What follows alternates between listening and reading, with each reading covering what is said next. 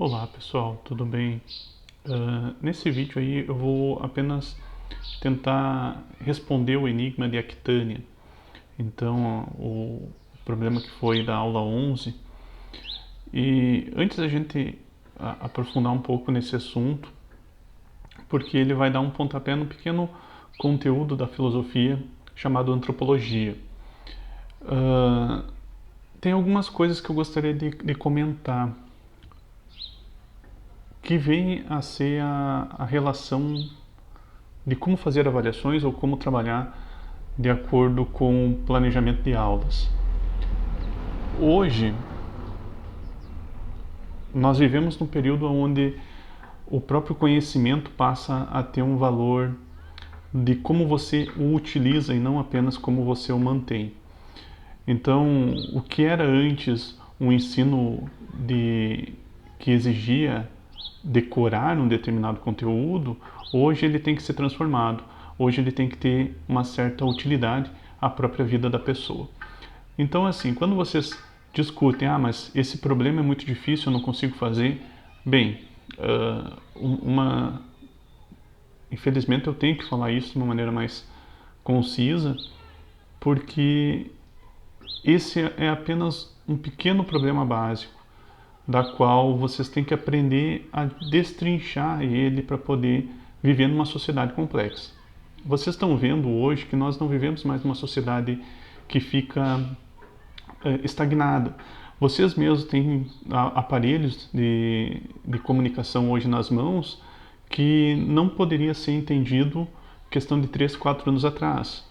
Então, os próprios meios de comunicação hoje já se transformaram e a gente acreditar que o conteúdo não pode ser transformado também é é, é acreditar numa ilusão. O conteúdo também tem que se transformar e os métodos de avaliação também vão se transformando partindo desse pressuposto.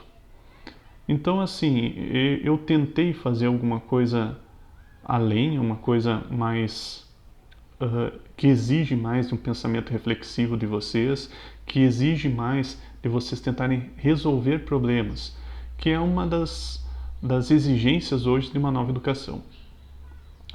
Tendo isso posto, então, eu fico pensando agora como fazer novas avaliações e provavelmente eu vou seguir esse mesmo panorama, utilizando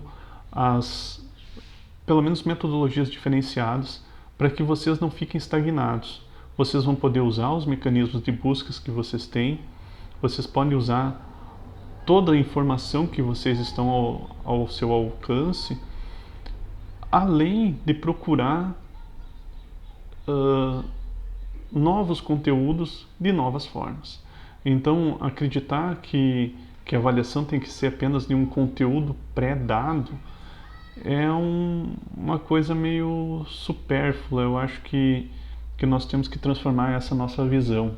Não acreditar que o professor, e os meus colegas são uns que não criticam o que eu estou falando agora, porque cada professor sabe respeitar a sua área de conteúdo.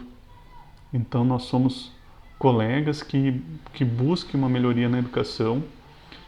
As críticas eu recebi dos alunos que não queriam fazer esse tipo de avaliação porque era muito difícil.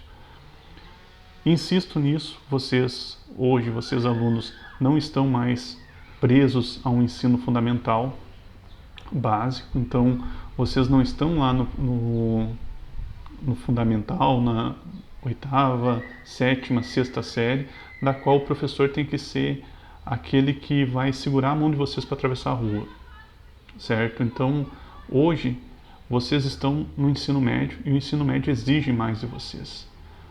Vocês chegarem e dizerem que vocês não conseguem e desistirem, não é uma atitude da qual vocês vão poder utilizar isso na sociedade ali fora.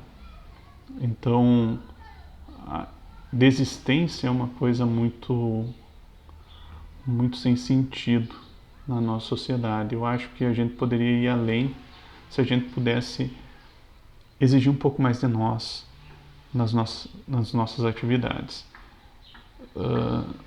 As dificuldades vão estar ali, e a gente tem que tentar suprir essas dificuldades, tentar superá-las, muitas vezes por caminhos que a gente não imagina que podemos seguir. Eu acredito que isso seja necessário, principalmente no mundo onde a gente vive, que é um mundo que prefere muitas vezes botar culpa nos outros do que assumir a responsabilidade e os caminhos que foram entregues a cada um de nós. Então, eu acredito que a educação hoje não é mais uma responsabilidade apenas do professor, mas também uma responsabilidade do aluno enquanto dono do conhecimento da qual ele está formando. Nesse sentido, então, as atividades, as avaliações, elas têm que ser transformadas. Vai ser difícil? Vai. Não, tudo que é muito fácil a gente não dá valor. Então, o conteúdo, o conhecimento, a sabedoria, ela tem que ter dificuldade para você poder adquiri-la, porque senão ela passa a não ter valor mais nenhum na vida de cada um de nós. Então, nesse sentido, o enigma de Aquitânia, ele tinha essa dificuldade, ele tinha essa exigência de um conhecimento complexo do mundo, de saída do lugar comum. Vocês tinham que se colocar num ambiente totalmente novo para que vocês pudessem entender o problema que estava sendo colocado e como superá-lo de uma maneira eficaz. Então, o Enigma de Aquitânia seria uma atividade de investigação ideológica, certo? Então, eu comecei com uma pequena historinha para meio que entrar no clima, meio RPG, aí, para a gente poder entender um pouco esse problema que vai estar sendo posto. Então, a polícia foi chamada para uma cena de crime, onde uma jovem foi encontrada amarrada em um porão. Pelos gritos da jovem, os vizinhos chamaram a polícia, e quando esta chegou na residência, o dono da casa, Michel de Aquitânia, um senhor distinto da sociedade daquela localidade, acaba cortando a própria língua para não falar o que aconteceu. Michel é uma pessoa com grande grau de conhecimento, pois nas paredes da casa vemos vários diplomas de letras, com especialização em línguas latinas, até prêmios por traduções de textos antigos. Mas, voltando para a jovem, apesar de presa com amarras nos membros, não tinha sofrido nenhuma violência. Ela acordou naquele local sem saber como chegou lá. Foi feito um exame apurado em seu corpo e não foi constatado nenhuma marca ou machucado. Em depoimento, ela diz ser Mônica Dostia, estudante de medicina da universidade local com grande conhecimento na área neurológica. É aqui que você entra na história. Então, cada um de vocês, alunos, vocês entram nessa parte imaginando que vocês são parte da polícia. Você foi chamado pois a única coisa que existe como prova do ocorrido é um fragmento de texto em braille que estava anexado com um grampo a uma página do Wikipedia, no verbete Júlio César. E como detetive simbologista da polícia, é seu dever descobrir o que significa para podermos incriminar Michel, pois não sabemos qual seu objetivo neste caso. Depois temos alguns detalhes. Então, o nome do acusado, Michel de Aquitânia, idade 43 anos. Ele é formado em letras com aprofundamento em línguas latinas. Línguas latinas, só para a gente poder aprofundar um pouco o que seria línguas latinas. É todas as línguas que vêm do latim ou, melhor dizendo, as línguas românicas, as línguas de Roma. Então, todas as línguas que se derivaram do território romano se chamam línguas latinas. Espanhol, português, francês, italiano. Então, essas línguas são línguas românicas ou latinas. É um exímio tradutor de textos antigos. Hobbes, então, ele pratica quebra-cabeças e códigos, publicando no Jornal da Cidade.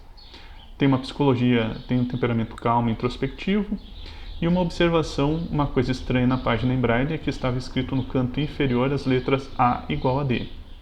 O nome da vítima é Mônica Dostia, ela tem 22 anos, estudante de medicina com especialização em neurologia, da qual ela estava cursando nesse momento.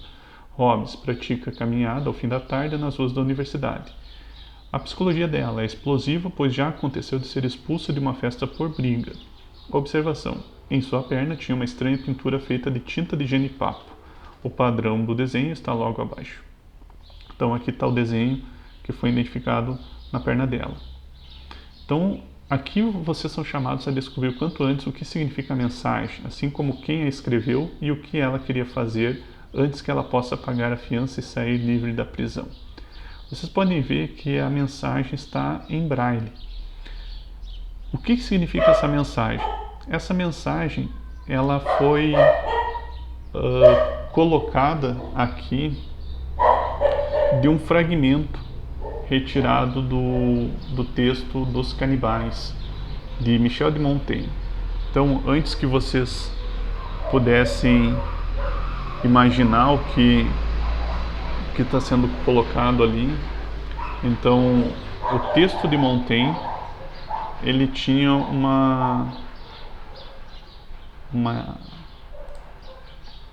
um dizer, né, uma característica importante dentro desse caso que estava sendo colocado ali. Eu vou marcar aqui para vocês terem uma ideia de que texto é este. Então é esse aqui. Então é exatamente esse texto que vocês deveriam ter encontrado. Para o resgate dos prisioneiros, exigem apenas a confissão e o reconhecimento da derrota. Mas não se encontrou em todo um século que não preferisse a morte a quebrantar, de ânimo ou palavra, um só ponto da grandeza da sua invencível coragem, ou que não preferisse ser morto e comido a pedir clemência. Como eu fiz isso? Primeiro, eu utilizei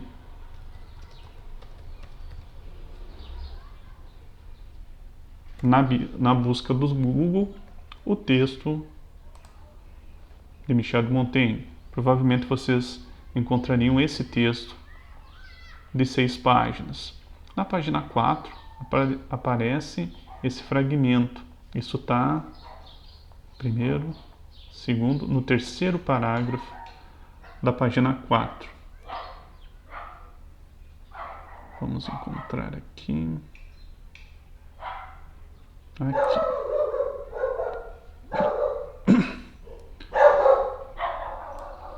Então esse texto ele representa a descrição de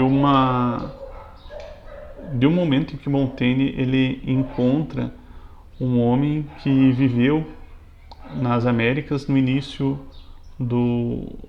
da época da colonização e encontrou índios que viviam em guerra com outras tribos, e esses índios usavam no final de suas guerras a prática do canibalismo com relação àqueles que estavam presos. Então os prisioneiros de guerra eles eram comidos pelo restante da tribo. Só que eu peguei essa parte desse texto e coloquei ele seguindo o código chamado cripta de César, criptologia de César, onde o texto ele passa a ter outras letras. O que eu fiz? Eu tive que usar cada letra desses aqui transformada em outra letra. Então, se o A se torna igual a D, então eu ia colocar todo o alfabeto de maneira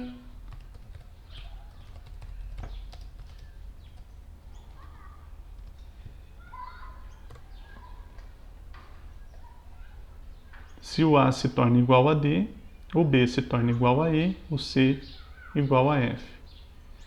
Então a criptografia de César, já está a cifra de César também. Então isso aparece já direto no Wikipedia e eu usei exatamente essa para transformar o texto. Então o A se torna D, o B E, o C F e assim por diante. Então algo que passa a ser um texto tranquilo, ele tem uma conotação totalmente diferente, as letras se tornam todas embaralhadas. Por isso que ficou muito difícil de entender nesse enigma, mas era para vocês utilizarem um pouco o pensamento, como é que eles iam fazer, como é que o Michel de Aquitânia iria, o que ele iria fazer. Uma outra característica que eu acho importante a gente colocar é o nome Michel de Aquitânia. Qual que é o sentido de ter esse nome? Muitas vezes eu coloco para a solução de alguns problemas dentro da lógica, as dicas dentro dos personagens mesmo. Então, Michel de Aquitânia, Aquitânia se refere à região que hoje é conhecida como Montaigne. Michel se remete diretamente ao primeiro nome de Montaigne, Michel de Montaigne. Então, Michel de Aquitânia praticamente é uma breve tradução ali do seu autor.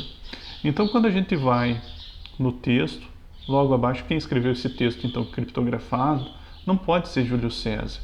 Afinal, o texto ele foi retirado dos Canibais, um livro de Montaigne. Então tá, pensador renascentista Michel de Montaigne. O que você acha que Michel queria fazer com a Mônica? Esse objetivo aqui, se vocês tivessem lido um pouquinho, pelo menos esse parágrafo que se remete ao texto, vocês vão ver que essas tribos que praticavam canibalismo, eles tratavam muito bem seus prisioneiros durante 2, 3 meses, da qual eles ficavam presos. E dentro desse período, eles eram muito bem alimentados, eles não eram agredidos, então eles tinham um certo convívio muito tranquilo, muito parecido com o que a Mônica estava tendo naquele momento. Então, por isso, nesse sentido, ela não vai ser agredida, machucada ou violentada, por causa que ela tem que ser bem tratada por causa dessa prática que o Michel de Aquitânia queria fazer. Segundo, eu coloquei ali uma pequena... Então, esse desenho, essa forma tribal, que é pintado com tinta de genipapo. Tinta de genipapo é uma tinta usada principalmente pelos índios brasileiros e dizem que os índios que praticavam canibalismo, então eles eram oriundos da região do Brasil. Claro que existiam em outras regiões, mas tinha esse sentido. Então, o que você acha que ele queria fazer? Ele queria devorar ela numa prática ritual do Michel para com a Mônica. Ele queria devorar ela no sentido de tomar para si todo o conhecimento que ela tinha sobre o conhecimento do cérebro, neurologia e assim por diante. Então é nesse sentido que ele tinha essa proposta. Mas qual que é o sentido dessa atividade? Vocês poderão perguntar. O sentido dela é fazer com que vocês entendam o que seria o pensamento da antropologia filosófica, que vai estar referido agora nesse pequeno texto que eu estou colocando junto dessa atividade. Então, nesse texto vocês vão ver que o primeiro grande pensador que tirou o foco da busca por Deus, que era muito presente na Idade Média, vai ser Pico della Mirandola, mas daí um personagem que a gente não coloca muito nessa discussão de antropologia, mas que ele é muito o entendimento do conhecimento antropológico, é Michel de Montaigne, e o conhecimento que ele coloca na sua obra Ensaios. Então, o Montaigne ele vai fechar o conteúdo de antropologia nesse primeiro momento. Então, ele dá um pontapé inicial aí e ele consegue, com essa obra, fazer um entendimento social bem mais amplo e diversificado. Até mais!